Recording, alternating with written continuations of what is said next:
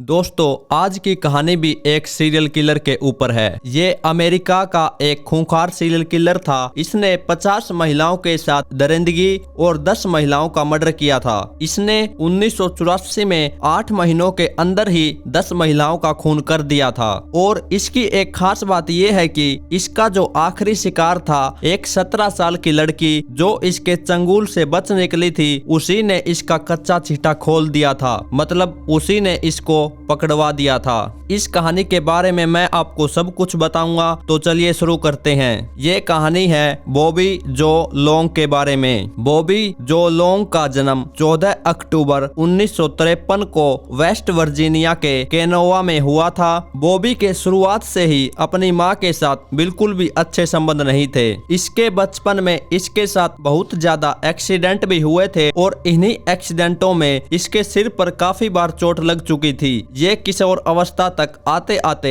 अपनी मां के साथ ही बिस्तर पर सोता था। इसके बाद इसके माता पिता का डिवोर्स हो गया और डिवोर्स के बाद इसकी कस्टडी जो है वो इसकी मां को मिल जाती है। और इसकी मां हर रोज अपनी जॉब के बाद नए नए लड़कों के साथ डेली घर आती थी और ये चीज इसको बिल्कुल भी पसंद नहीं थी। अपनी मां को हर रोज एक नए लड़के के साथ देखकर इसको बहुत ज्यादा गुस्सा उठता था और इसके चलते इसके और इसकी मां के बीच हर रोज लड़ाई झगड़ा होता था। अब दोस्तों इसके बचपन के बारे में तो ज्यादा मालूम नहीं है, आइए जानते हैं अब इसके क्राइम्स के बारे में। 1981 के आसपास इसने महिलाओं से संपर्क करना शुरू किया। जब भी ये किसी महिला को अकेला देखता था तो पहले तो उसके साथ प्यार भरी मीठी मीठी बातें कर कर उसे अपने साथ ले जाता था और फिर उससे जबरदस्ती उसके साथ दरिंदगी करता था। ये क्या करता था कि 1981 में न्यूज़पेपर में जो ऐड दिए होते थे वे सभी ऐड ये पढ़ता था और उसमें से किसी महिला ने जो ऐड दी होती थी, मतलब किसी महिला को कोई प्लम्बर चाहिए, कोई मैकेनिक चाहिए या फिर किसी घरेलू काम के लिए कोई लड़का चाहिए होता था, तो वो महिला न्यूज़पेपर में ऐड देती थी और उस ऐड को ये बॉबी पढ़ता था। और फिर बाद में जो प्लम्बर या कोई मैकेनिक बनकर ये उस महिला के घर चला जाता था, उस समय वहां पर एक पेनी सेवर न्यूज़पेपर ज्यादा चलता था और इसने इसी न्यूज़पेपर का सबसे ज्यादा इस्तेमाल किया था। इसके बाद ये बॉबी उस महिला के घर पहुंच जाता था, फिर उस महिला के साथ दरिंदगी करता था और उस घर में लूटपाट करने के बाद ये उस घर से भाग जाता था। इसके बाद इसे 1981 में ही गिरफ्तार भी किया गया था, लेकिन किसी कारणों से बाद में इस पर से ये सारे आरोप हटा दिए गए। इसके बाद फिर 1983 में ये टैंपा बे चला जाता है। ये टैंपा बे कहाँ है मैं आपको बता दूं कि अमेरिका के फ्लोरिडा स्टेट में एक बहुत बड़ा एरिया है टैंपा बे के नाम से। फिर टैंपा बे जाकर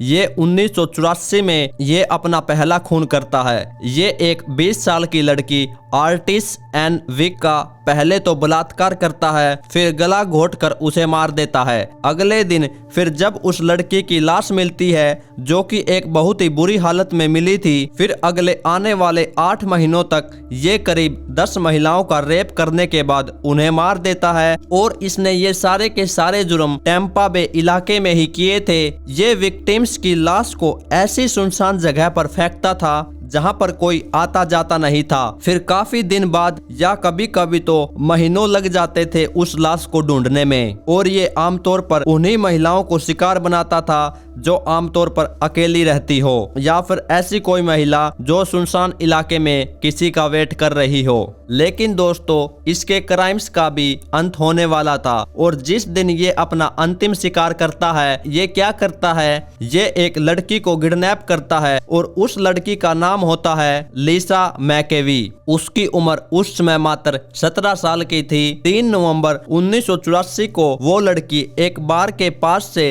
अपनी साइकिल पर जा रही होती है। फिर वही पास में ही बॉबी खड़ा होता है। फिर इसकी नजर उस लड़की पर जाती है और दाएं बाएं कोई भी न होने के कारण ये उस लड़की को किडनैप कर लेता है और फिर उसकी आंखों पर पट्टी बांधकर उसे अपनी गाड़ी में बिठाकर अपने घर ले जाता है, जहां इसने उस लड़की के साथ लगातार 26 घंटों तक बार बार दरिंदगी की थी। लिसा मैकवी भी समझ चुकी थी कि शहर में महिलाओं को गायब करने वाला शख्स कोई और नहीं बल्कि यही है। फिर लिसा ने हिम्मत करके घर के सभी जगहों पर अपने फिंगरप्रिंट्स छोड़ दिए, क्योंकि लिसा जानती थी कि ये अब इसके चंगुल से नहीं बच सकती। लेकिन फिर भी एक आस लिए हुए उसने ये सोचा कि अगर वो अपने फिंगरप्रिंट्स यहाँ छोड़ती है तो आने वाले समय में जब पुलिस उसकी छानबीन करेगी तो पुलिस को उसके फिंगरप्रिंट्स जरूर मिलेंगे।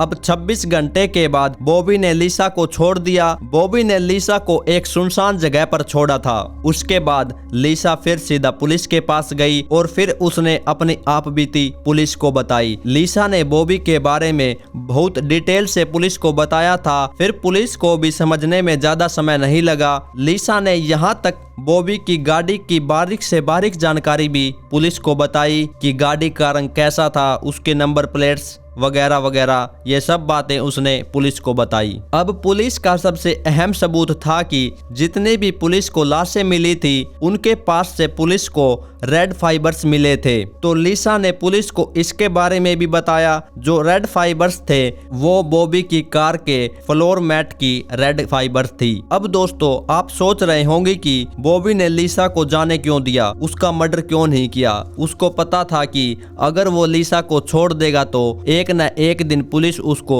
जरूर गिरफ्तार करेगी। तो मैं आपको बता दूं कि लिसा बहुत चालाक लड़की थी। उसने बड़ी रिस्पेक्ट के साथ बॉबी से बातचीत की। लिसा ने बॉबी को कहा कि मेरे भी पेरेंट्स बहुत खराब हैं। फिर जैसे तैसे करके बॉबी को लिसा पर दया आई और उसने उसे छोड़ दिया। बॉबी लिसा को अपनी कार में बिठाकर एक सुनसान जगह पर ले गया और उसे उतार दिया और उससे कहा कि तुम 5 मिनट बाद अपनी आंखों से ये पट्टी खोलना। लेकिन जब तक लिसा ने अपनी आंखों से पट्टी हटाई तो तब तक वहां से बॉबी जो था वो जा चुका था। लिसा का दुख यही खत्म नहीं होता दोस्तों। लिसा के साथ लगातार 26 घंटों तक दरिंदगी हुई थी और जब वो अपनी जान बचाकर घर पहुंची तो उसके घर वालों ने उसकी इस बात पर बिल्कुल भी विश्वास नहीं किया और उसके साथ बल्कि मारपीट की। फिर 5 घंटों तक लिसा ने अपने घर वालों को समझाया कि उसके साथ ऐसा ऐसा काम हो गया है। फिर जाकर घर वाले लिसा की बात को माने। इसके बाद फिर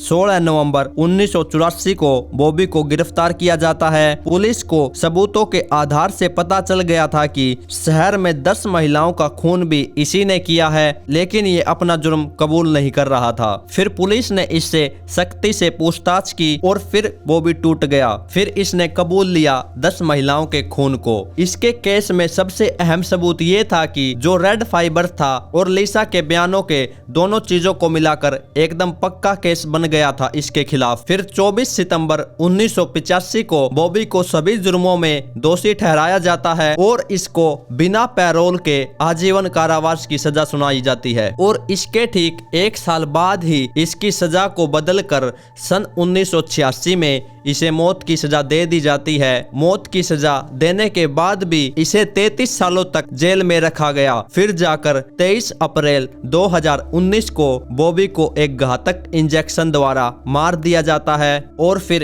एक और सीरियल किलर का अंत हो जाता है। तो दोस्तों यही छोटी सी कहानी थी आज की। उम्मीद है कि आपको ये कहानी पसंद आई होगी। अगर आपको ऐसी कहानियां सुनना पसंद है तो प्लीज आप इस चैनल को लाइक और सब्सक्राइब कर लीजिए और उस बेल आइकन को भी दबा दीजिए। जल्द ही मिलेंगे एक और नई वीडियो के साथ।